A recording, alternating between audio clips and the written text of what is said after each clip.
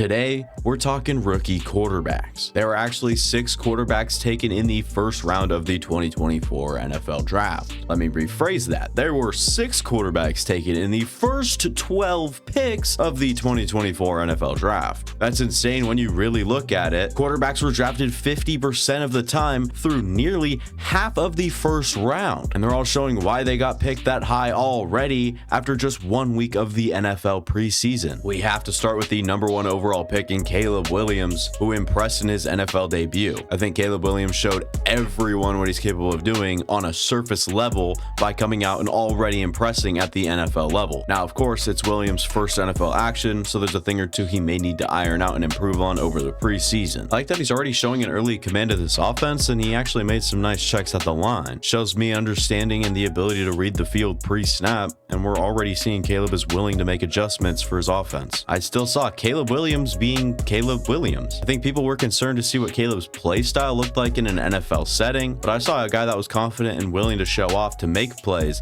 despite playing across from an NFL defense instead of college defenders. On this play, you're going to see Caleb Williams snap the ball and have really good protection. He's going to read the right side to left. Once he diagnoses pretty much everything, he's going to start to escape, sees Rome Odunze, and starts to throw the ball. He actually looks very open, but I think there's a miscommunication here. I think Rome Odunze needs to dart for the upper pylon. Caleb Williams, expecting that, throws it upfield, trying to guide Odunze, whether it's a catchable ball or not. Just a miscommunication, but the right idea for Caleb Williams, and shows that, hey, backyard football, roll out of the pocket, I can make stuff happen. Doesn't matter what defense I'm seeing. I would like to see more of everything in the pocket, though. Williams was fading towards pressure and maybe wasn't feeling the pocket all that well. He's also standing back there for what feels like an eternity. He definitely had some good O-line play against Buffalo, but there's simply no way that's sustainable, and maybe just something we see fixed or improved on over the preseason. Like here on this third down, you see Caleb Williams step back, and once he hits his drop, there's not even a defender near him. That gives him time to process, and the pocket holds strong. And so does Caleb Williams. He sits back there and he takes that time and fires to DJ Moore on an important third down. But like I said, I don't know if that's sustainable, and I don't think every pocket's gonna look like that. Now we'll talk some Bo Nix, my quarterback 2 of the class, and the subject of my last video. I'm sure it looked like an amazing performance through the eyes of the average Joe, but me,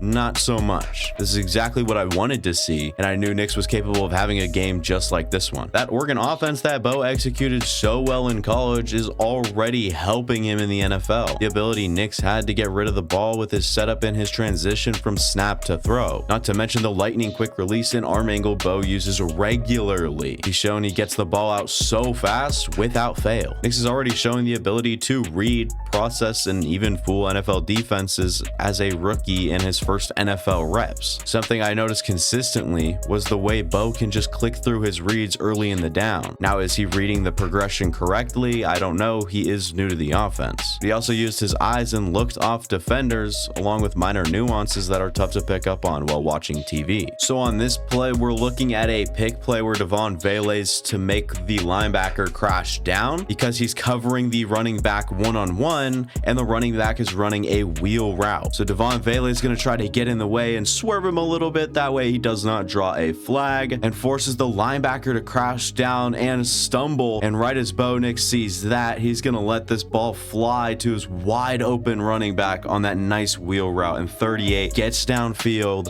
with a chunk yardage gain. Bo looked in that direction knowing this is where that play had to go and was designed to go, and executed it just as well as you can, if not better. Something I see people and experts are talking about right now are the messed up feet and mechanics for Bo, and yes, I saw that, but I'm not worried. I've watched enough to know that's the way he's played and made plays before. I'm also sure he'll learn and fix what he needs to in order to succeed. I thought something Bo did so well was placed the ball precisely to his receivers at Oregon, and he did have a few really nice throws using good accuracy and placement, but throughout the game, Nix was kind of inconsistent, which is not something you hear about Bo Nix. I think he just needs more time with these receivers and his teammates to dial in on the nuances, and that's what the preseason's for. But I'm going to keep an eye on it and make sure that it does improve with more time, and if it doesn't, I would be a little worried. In the beginning of the game, specifically the first 2 passing plays, was. Bo Nix looked really shaky and quite jumpy compared to what you saw through the rest of the game. Now, yes, it only took him a few snaps to reel it back in, and that's great, but when we see him start the next preseason game where he's the guy, we better not see the same mistakes, and I hope Nix doesn't look super stimulated in the pocket. We didn't see much from Jaden Daniels, but on paper, Daniels was electric and of course had that deep ball that I'm sure everyone has seen. There's already a sense of confidence with Daniels. Not everyone can step on an NFL field and launch a deep ball on their first set of downs in their career. So pre-snap, you're actually going to see Daniels check into this play, but in his defense, it does look like a blitz look and they're playing close man. It's quite the look by the defense. So Daniels makes sure his offense is in check and snaps the ball. They do only end up bringing 4. Daniels makes sure to keep his eyes down the middle, and then right as he snaps his head to that deep ball, he's going to get his arm up just at the same time and drop an absolute dime. Looking at the actual placement of this ball compared to where the defender is, I mean, this is just a phenomenal deep pass. Even looking at it from the other angle, you're going to see Daniels just heave it downfield and put it only where Dyami Brown can get it. Phenomenal placement, and it's a dime in his first set of downs that he's seen in the NFL. Overall, Washington didn't give Daniels a whole lot of work through the air though. The run game was really active on that first drive, and they stayed away from the pass game despite being stuck, and even when they struggled to run the ball for a couple plays back to back. Unlike Jaden Daniels, Michael Penix Jr. got a lot of work in his preseason debut. First impressions were good, just not overwhelming, which is completely fine. Penix looked comfortable early on, and it just looked like he had been there before. Looked to me that he was finding a rhythm and just trying to distribute the ball on time to his guys. It's funny, someone can look safe and sound, but also have that big play pusher type of mentality. When watching Michael in college, it was big play after big play with the way he could launch the ball downfield to his receivers. Now, I think that's a good thing, but very difficult to replicate in the NFL. At least the way I saw it, Penix still possessed that talent and the mentality to make big plays, but he showed the ability to take the calculated shots and when it made sense, opposed to heaving the ball downfield where there's multiple defenders. On this play, Penix just sees press man on the right side, holds the safety for a split second, but he's not even playing or cheating to that right side. So Penix instantly goes to it, throws to it, and comes wide open and throws that ball in the great spot despite having the open receiver there. The receiver did his job and Penix did his, but the ball right there for 19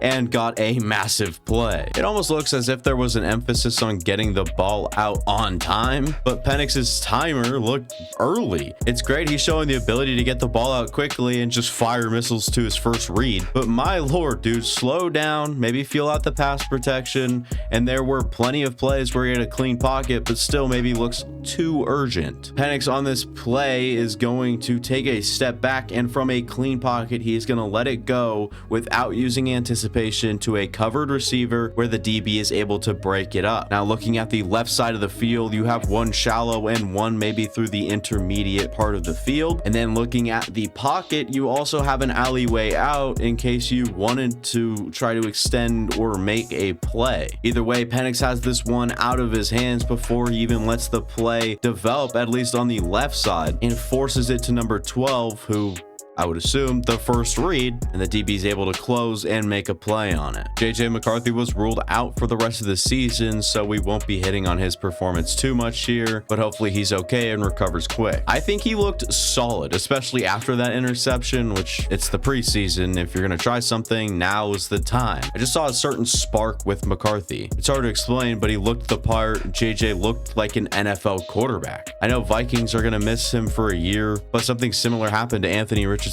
last season, and he'd be the first to tell you that there is an upside to sitting for a year, let alone that rookie year. And Drake May, very little sample size in his preseason action. I did like May as a prospect, and I know there is so much negativity around his name right now, but I look forward to seeing what he can do, even if it is a year down the road. I wish him the best in his young career, and May, being someone that is insane with intangibles and talent, will have a lot to work with to help him out through his NFL career. Anyways, that'll be it for me. Thank you for watching. If you guys enjoyed, go ahead and like, go down, subscribe, go watch the past content on the channel. I'll see you guys next time. Deuces.